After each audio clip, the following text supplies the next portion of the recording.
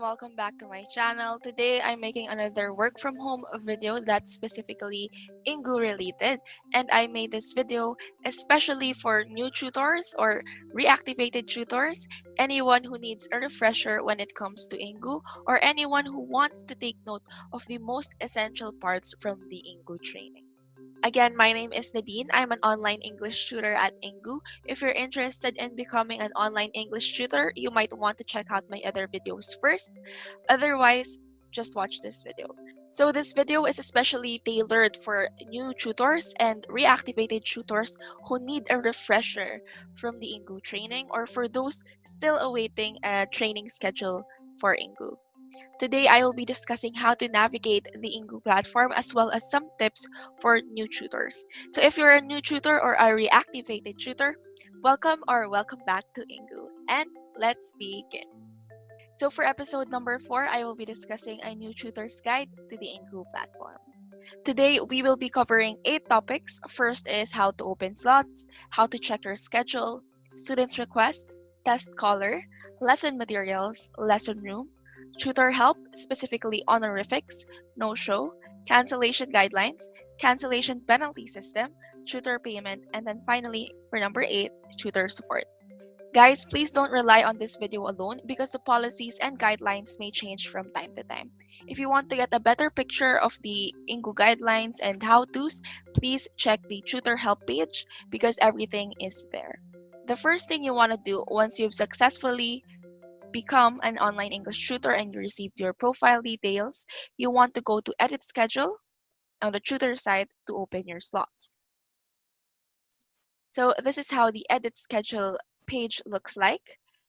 It's like full of checkboxes and you have to check the time slot you're available in. So the local time stated there is actually Philippine time. So checked slots means open slots, and of course you can book up to 1 week in advance. You can open and close slots anytime as long as they are not booked. From time to time you will see red and yellow slots. Yellow slots indicate core times, which means a lot of students are booking at that time. And of course, the red slots indicate critical slots. That means you have a 90% chance or more of getting booked. A tip for new teachers: do advanced booking. A lot of people do these nowadays.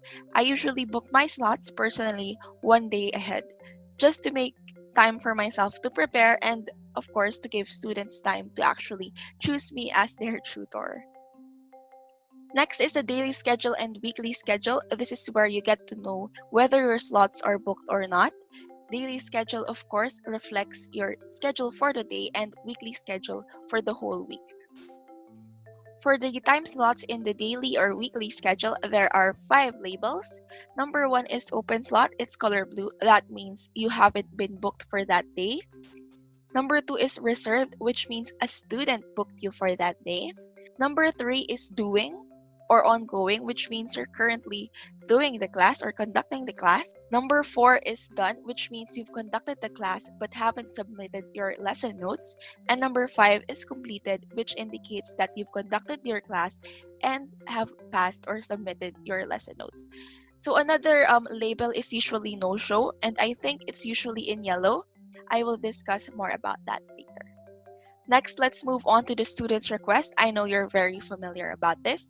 The reason why I also encourage advanced booking is because it allows students to book earlier. And when that happens, you get more time to actually check the lesson material and prepare for the lesson. Usually 10 minutes prior to the lesson, I usually check the material on the lesson materials page to know how I'm going to teach that particular lesson. Mind you guys, the lesson type is given in advance. However, the lesson topic itself will always be on the spot. So what I usually do is, especially if I'm very unfamiliar with the lesson type, I usually search it up on the materials page 10 minutes before the lesson time so that I could get a grasp of the pattern of the lesson. Moving on, it's the test caller. I always use the test caller and I always use it 5 to 10 minutes before the lesson time. So what does the test call do? It makes sure that your webcam is working properly and that your audio is clear and working properly as well.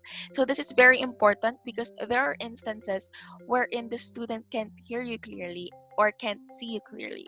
So aside from the test call, I also do a speed test 5 to 10 minutes before the lesson. Now, let's go to the materials page. Again, I mentioned earlier that when I'm very unfamiliar with the lesson type, I take the time 5 to 10 minutes before the lesson to actually check the lesson material and see how it needs to be taught or how I'm going to be teaching it. So this gives me a better grasp para hindi ako nangangapa during the lesson. Now let's go to the lesson room or the lesson page. So how do you go to the lesson room? You click the student's name on the daily schedule or weekly schedule, and then the student request will pop up. Below the student's request is a tab or a label saying go to the lesson page. So you just have to click that button, and then suddenly the lesson room will appear. I usually enter the lesson room 3 to 5 minutes before the lesson starts because sometimes it's very hard to connect to the website. Again, the materials are always on the spot. It automatically pops up once the lesson time begins. Finally, the tutor help site. I really encourage everyone to please read through all of the articles. If you have any question in mind, it's better to search about the subject matter in the tutor help site because it's very comprehensive and it has everything you need to know about Engoo. For this part, I will be discussing the things you need to know about Engoo from the tutor help site. I will be discussing what for me is the most important topics you really need to know about. Again, guys, a disclaimer, please read the tutor help site after this video because policies and guidelines may change from time to time. And I am not liable for any misinformation. These were the things I read about as of this video. First things first, honorifics. If your student is a Japanese student, I repeat, a Japanese student, it's very important to use these honorifics. Again, guys, these honorifics are only used for Japanese students. So, for example, for the name Nick, if your student is a boy, if he's a child, you can call him Nick-kun. But if she's a girl, you call her Nick-chan. If your student is an adult or a teenager, I use the honorific san. So for example, Nick-san, whether he's a boy or whether she's a girl. And if it's a teenager or adult, it's san for both male and female. Next is no-show. So the good thing about no-show is that you're still paid. This means that you're there, but your student is unable to attend the lesson. So usually the most common types of no-show scenarios are two. First is if the student doesn't join the lesson room within the first 15 minutes of the lesson, the system automatically tags it as no-show. And number two, if the student cancels the class less than 30 minutes before the lesson starts, again, the system automatically labels it as no-show. So there are other more scenarios wherein no-show can happen, but please check the help page for more information about that. Again, guys, I really encourage you guys to please check the tutor help site to get more information about no-show and other scenarios that lead up to it. So what happens if the system automatically declares the class as no-show? Well, then you have a little bit of extra time for yourself. You can actually leave the lesson room provided that the system automatically tagged the lesson as no-show.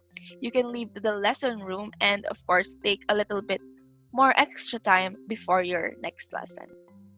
Next is cancellation. So what are the scenarios that lead up to cancellation? The most common ones are: number one, if you are unable to join the class within the first 3 minutes, it's considered a cancelled lesson. And number two, if you conducted the lesson for less than 20 minutes, it's again considered a cancelled lesson.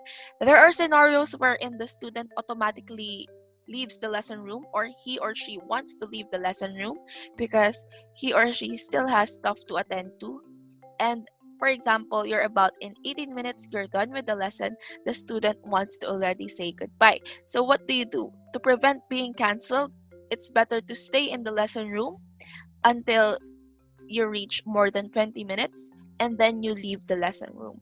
Again, guys, please make sure that the student really said goodbye. There are other scenarios that lead up to cancellation. For example, if the teacher or you cannot attend the class, then that can lead to a canceled lesson. And mind you guys, cancellation has penalties. So to know more about the cancellation guidelines and what leads to know more about the cancellation guidelines and what leads up to it, or what scenarios lead up to it, please do check the cancellation guidelines from the tutor help page. Let's talk about cancellation penalty. So there are two types of cancellations. Number one is with notice, and number two is without notice. With notice is when you text. With notice is when you send a message to the tutor support asking that you want to cancel the lesson. So that's with notice, and that leads to a lesser penalty compared to without notice. So for less than 5 cancellations, it's 20 pesos penalty per class, but if it's more than 5 lessons, it's 60. For without notice, it's 120 per class for less than 5 cancellations, and for more than 5, it's 180 per class. So to know more about how this is computed, again, please click the help page and search cancellation penalty. For scenarios like power outage, sudden power outage, and internet problems, these stuff can actually be disputed provided that you have a strong evidence. But I personally haven't tried disputing any case because usually the only reason why I have lesson cancellation is if my laptop begins updating suddenly. So yeah, that's the only problem I have. Next part, let's go to tutor payment. So before it was BPI and M. Luwelier or ML Luwelier, but now they replaced M. Luwelier with GCash. So yeah, tutor payments are done via GCash or BPI. For Filipino tutors, I'm not sure with international tutors, but yeah. And the cutoffs are every 20th and 5th of the month. For every 20th, the payout is every 31st of the month or 30th of the month, the last day of the month. And then for cutoffs on the 5th, payout is every 15th of the month. Finally, let's go to tutor support. So what happens if you're having technical problems or any problem at all while conducting the lesson? You can always chat the tutor support. In my experience, they're very responsive, but you have to do this after troubleshooting. So for scenarios like this, again, please check the help page of the tutor site to learn more about scenarios, troubleshooting guides, and when to chat the tutor support. But generally, if you have any questions or anything you have in mind, or any technicalities you have, or or if you have any technicalities you're experiencing, please chat the tutor support. Again, based on my experience, they're very responsive. They usually reply to me in less than 5 minutes. Okay, a final reminder, guys, please read, review, and double check the tutor help page because the rules guidelines may change from time to time. So everything I've discussed here is only based on what I read as of the posting of this video, and really from when I applied to today, guidelines have really changed. So it's very important, and I think it's part of our duty as online English tutors of Engoo to know more about the platform, to study it, and to be knowledgeable of what to do when technical problems come. This video has come to an end. I really hope this video helped you guys in one way or another. If you guys like this video, please give it a thumbs up, hit subscribe, and share it to your friends. I'm really looking forward to creating more videos for aspiring English tutors and for newbie English tutors on Engoo. If this video helped you guys, please do put me as your referrer. My name is Nadine, and my tutor ID is M8076. Again, it's M8076. Stay safe, God bless you, and always remember, Jesus loves you. Bye!